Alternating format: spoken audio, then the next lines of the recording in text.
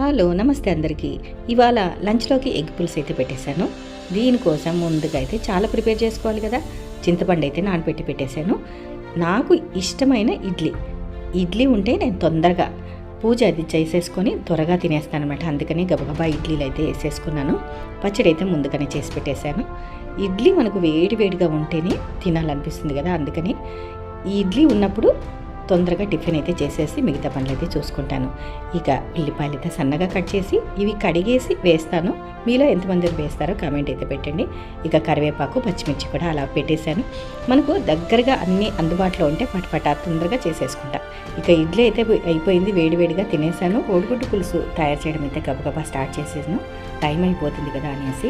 ఇక గుడ్డు పులుసు ఉడికేటప్పుడు మంచి వాసన వస్తుంది కదా, చింతపండు పులుసు వేసినది అది కూడా చాలా గమ్మత్తుగా ఉంటుంది. ఇక కోడిగుడ్లు కూడా వేసేసి పచ్చిమిర్చి కూడా వేసేసి కాసేపు ఉంచి దింపేశాను.